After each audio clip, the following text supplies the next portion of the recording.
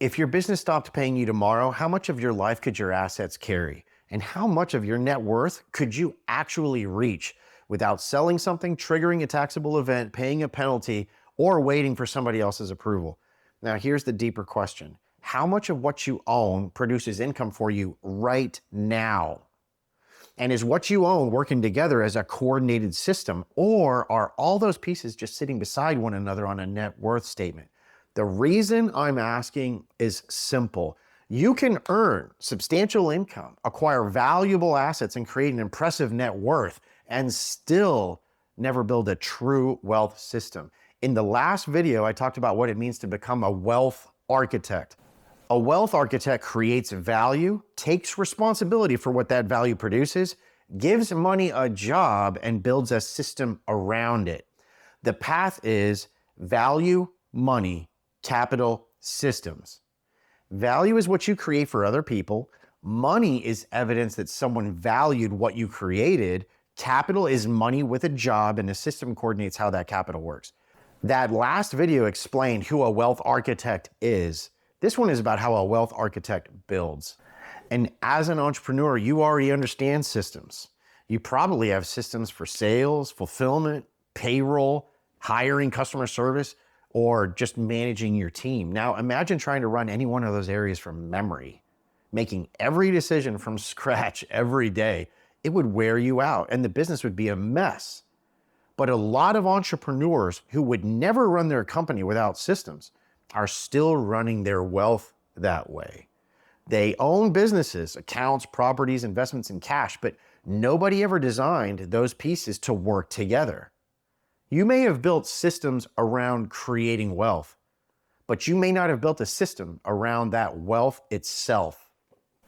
Years ago, a mentor drew a simple three-rung diagram for me. It looked like something you could sketch on a napkin and just forget about like 10 minutes later.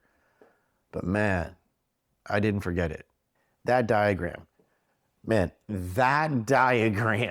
eventually led my family to sell a home that we loved, and it led me to reposition every dollar of retirement capital that I could access. It changed where we lived, how we used money, and it changed what I believed a real wealth system should do. And none of that happened because our home or our assets were bad, or because I'd been careless or anything like that. The problem was actually a lot more simple. I'd created income, I'd acquired assets, and I'd built net worth, but I hadn't built a system.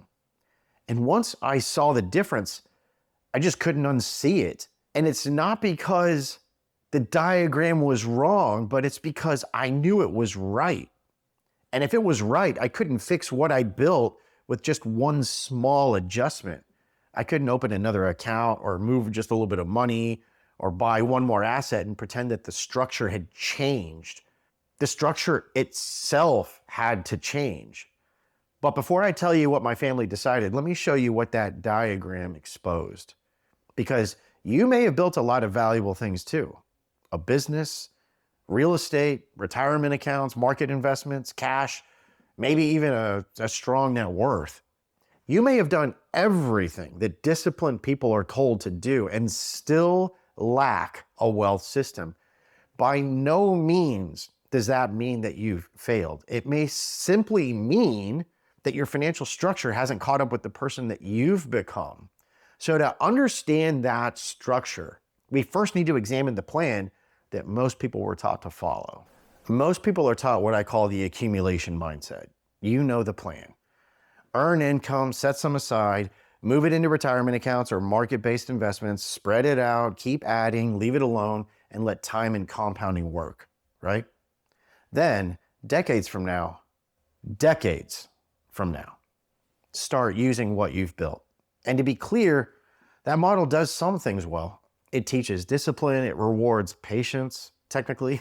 It discourages people from chasing every hot idea, which I do love, and it encourages steady investing. Over time, it can build a relatively large balance, depending on what your definition of large is. So the problem isn't that accumulation has no value, because it does.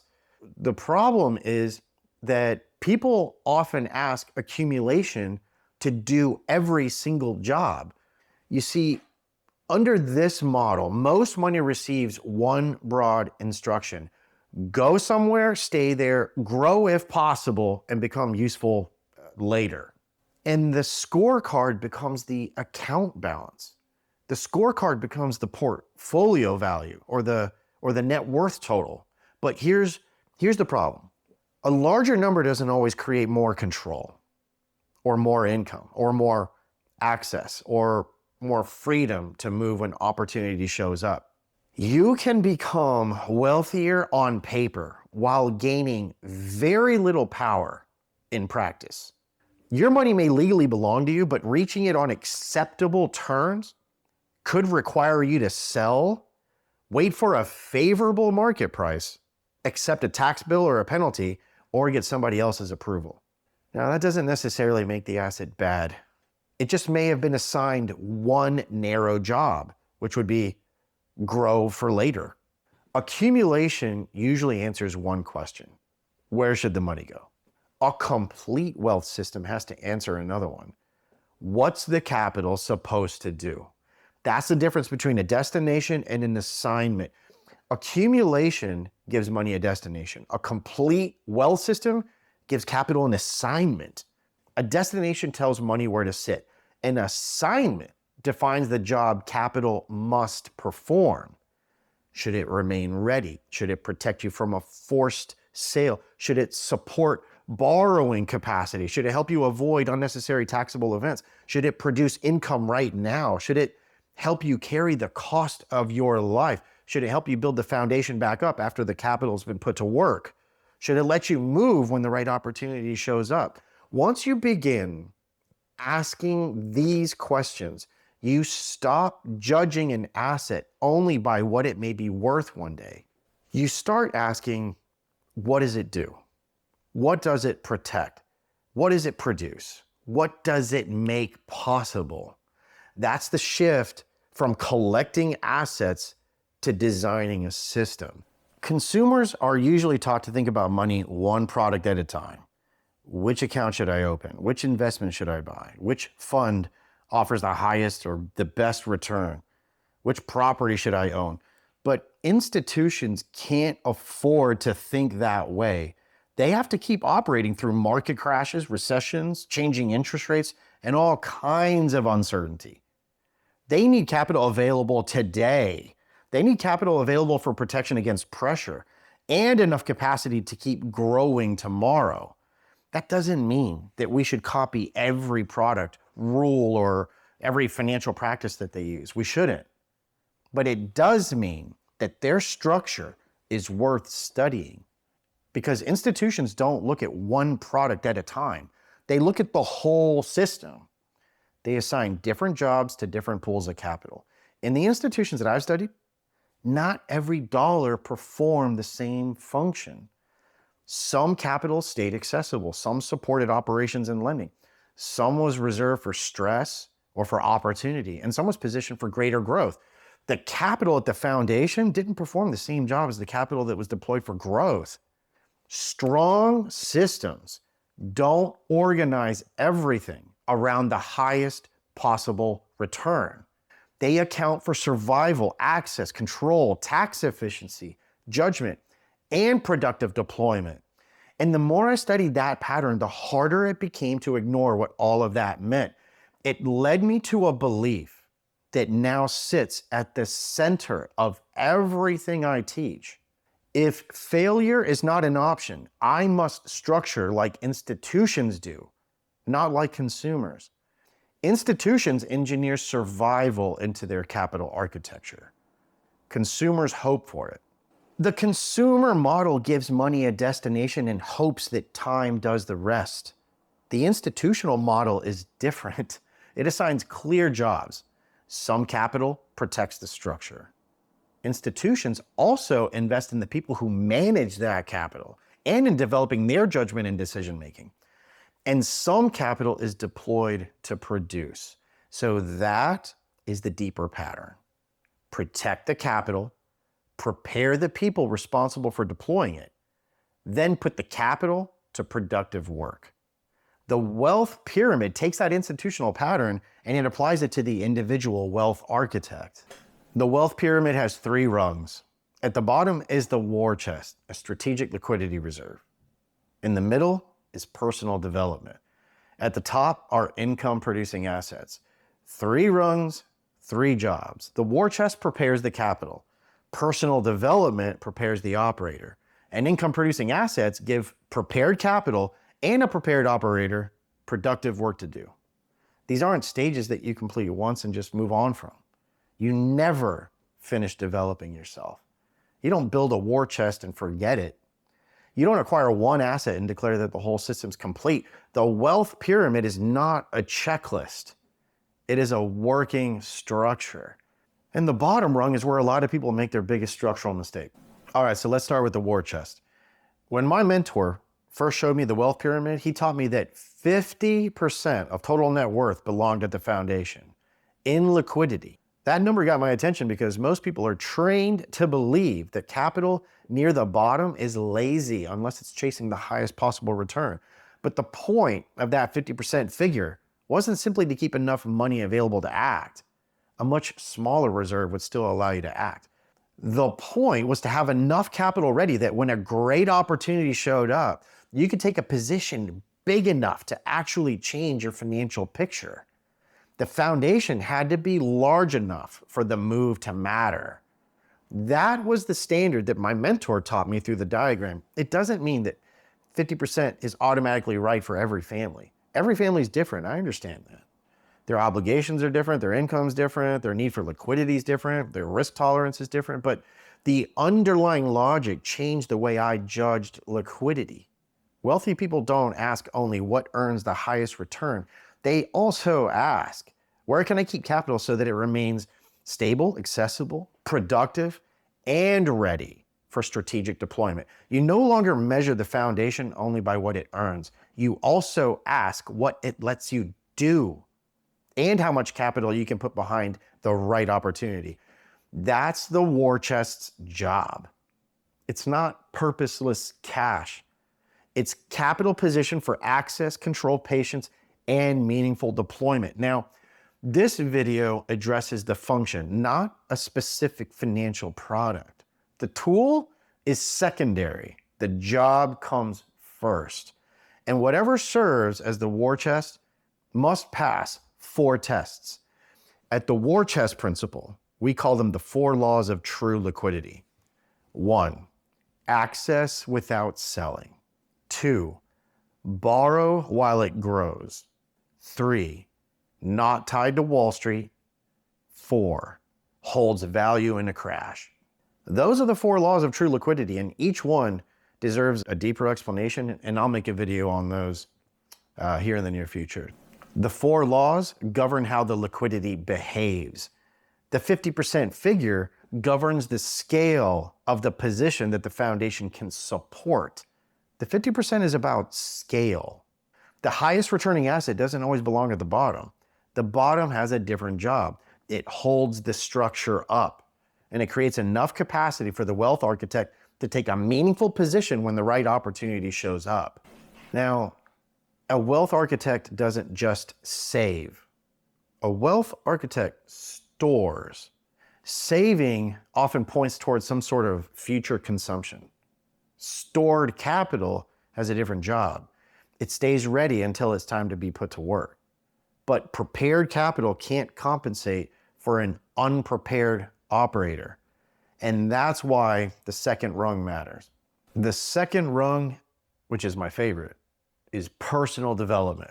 Most financial models show you the money, the accounts, the assets, and the returns, but they usually leave out the part that determines what happens to everything else. You. Money can't underwrite a deal. It can't judge a partner or lead a team or spot hidden risk or negotiate. It doesn't know when to wait or when to move. You have to do those things. That's why the operator belongs inside of the wealth structure. Your ability to create value is one of the system's most important sources of income for sure, but income isn't enough. Your judgment matters too, especially your ability to see risk and deploy capital really well. Money doesn't fix poor thinking. If you think about it, it gives poor thinking more power.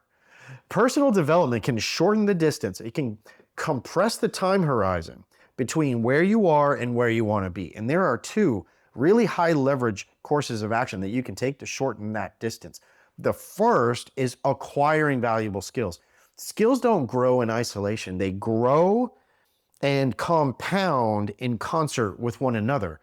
Better communication can improve sales, and better sales can improve deal flow. Better judgment and negotiation can improve capital allocation and acquisition outcomes. Better leadership can improve what happens after the acquisition. Each skill makes the others more and more useful. As those skills grow, you begin to see more. You begin to solve harder problems and make better decisions. You create more and more value and move toward your goals faster than hard work alone would allow. The second action is paying to learn those skills faster. Pay for books, coaching, mentorship. Pay for access to people and groups who already understand what you're trying to learn. Pay for the room that raises your standard and the feedback that reveals what you can't yet see on your own. People who pay attention. Paying creates skin in the game.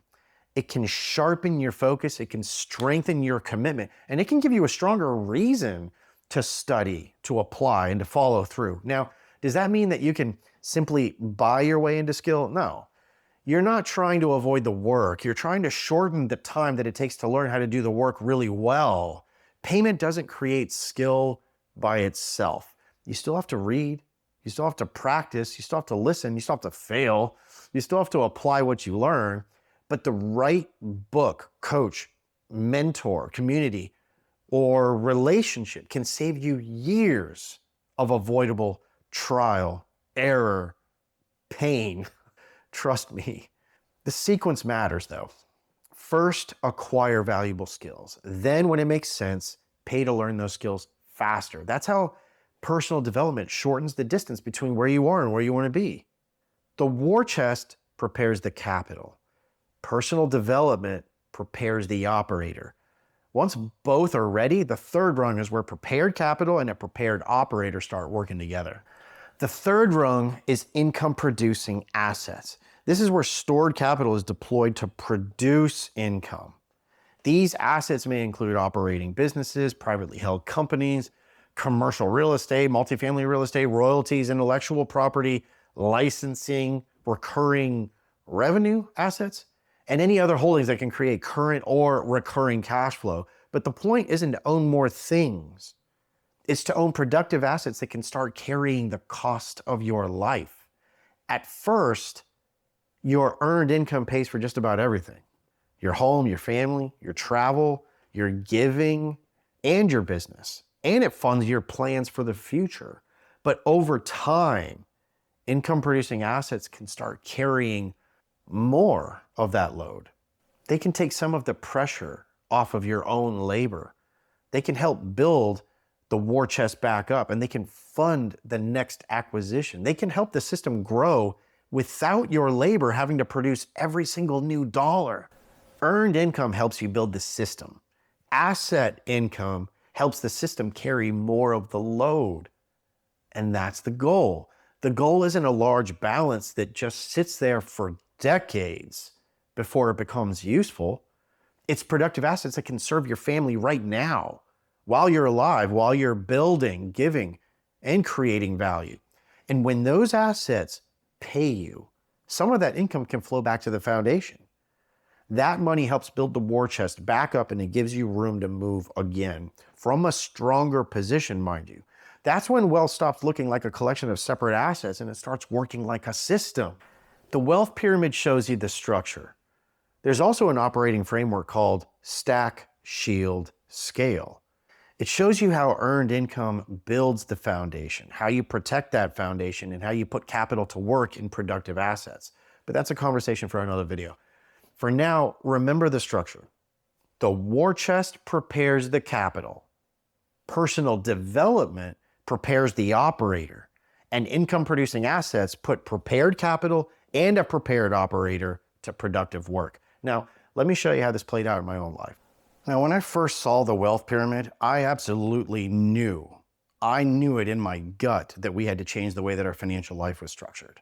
There's a line that's often attributed to Oliver Wendell Holmes Sr., and I believe it goes, "The mind, once stretched by a new idea, never returns to its original dimensions." So that's what the wealth pyramid did to me. Once I saw the difference between owning a collection of assets and building an actual wealth system, I couldn't go back to looking at our financial life the same way. I couldn't unsee it. But that didn't make the decision easy. My wife and I lived in a great home in a really nice gated community with a golf course. We had phenomenal neighbors, and we were raising our 2 sons there. We loved that house. Imagine standing outside watching your kids play, and you're listening, but you don't hear a single sound that would be reminiscent of anything that would resemble traffic. You don't hear a single horn honk. That's what we peeled ourselves away from. We loved that neighborhood. It was a good life. And the house was worth real money. The equity was real and it looked great on our net worth statement, I guess. But here's what really bothered me. That equity wasn't giving us the access or the control that we wanted. And it wasn't doing the job I'd come to believe our capital needed to do. I could have gotten a home equity line of credit. So it wasn't like the money was completely out of reach. But access wasn't the only problem that I was trying to solve. A home equity line would have helped us access the equity without changing anything else. We still would have owned the same property with the same costs, maintenance, and all the responsibilities that we didn't want anymore. I wasn't looking for another access point inside of the old structure. I wanted a different structure. And there was a hard truth that I couldn't shake. Keeping the life we'd built might cost us the future that we could build. And as every married man knows, whenever a husband has a great idea, his wife is always immediately on board. Yeah, right. The hardest part wasn't recognizing that selling the house was a great idea. The hardest part was working through that decision with my wife and helping her see what I believed might be on the other side. I had to slow down, I had to listen, I had to answer her questions with love and respect, because this wasn't just my financial decision. This was the home that God had given us to manage. This was our children. This was our sense of safety and the life that we'd built together. But eventually, we made the decision together. We sold the house and we released the equity. I repositioned every single dollar of that equity and every dollar of retirement capital that I could actually access into the new strategy. I tried to move all of it, but even now 6 figures are still sitting inside of one of the 401ks because I can't get to the money. And let me go on a quick side rant here. That is deeply offensive to me. This is our money. We earned it. But as long as my wife remains employed by that employer, we simply can't gain access to it. That capital could be working somewhere else. It could be converted into capital that we could actually control. It could be working inside of an appreciating asset. It could be producing additional cash flow for our family right now. But instead, it remains locked inside of an account that we legally own, but can't freely access. And what really pours salt on the wound is that the financial institution holding the account, they can continue collecting fees whether the market goes up or down. So the account may be restricted for us, but it's still producing revenue and income for the institution that holds it. And that sucks because it's another example of the difference between owning money on paper and having capital you can actually put to work. Now, let me be clear. I'm not telling you to sell your home. I'm not telling you to move your retirement capital. I'm telling you what I decided about my own structure. For us, the pieces weren't working together the way I believed they should, so we changed the structure.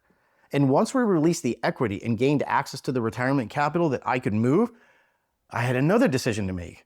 I could have taken all of the money and invested it directly into multifamily commercial real estate. That would have been the familiar move. Liquidate one asset, move the money, buy another asset. But that would have meant the original capital had to stop doing one job before it could start doing another one. I didn't want to trade one asset for another and call it a system. I wanted to take a page from the institutional playbook. So instead of sending that capital directly into real estate, I directed it into the war chest first. I built the foundation before I made the investment. And then, once the war chest was funded, I borrowed against it and used that capital to acquire equity in multifamily commercial real estate. And that allowed me to pursue what I think of as a dual rate of return across the overall structure. The war chest stayed in place. It continued growing and compounding. At the same time, the capital that I borrowed against it was working inside of the multifamily commercial real estate, an appreciating asset that was also paying me cash flow. So the foundation was still growing. And the capital deployed from that foundation was participating in appreciation and producing income. I was using one asset to support another one. The war chest had one job. The borrowed capital had another. One part of the structure continued growing at the foundation. The other part was working inside of a productive asset, paying me cash flow. That was the difference. I didn't liquidate the foundation to acquire the asset. I used the foundation to support the acquisition of the asset. And those assets started producing cash flow. Now, this was a big deal to me. The benefit wasn't locked behind a retirement date that was still decades away. It started serving my family that same year. The additional income allowed me to tithe more at church, to give more generously, and to put that money that we'd earned to work right away, not someday. After we sold the house, my wife and I moved to the Pearl District in San Antonio. We gave up the house and we left behind the mortgage, the repairs, the maintenance, the plumbers, the electricians, and a lot of mental weight. You know, we put ourselves closer to useful conversations, relationships, and opportunities.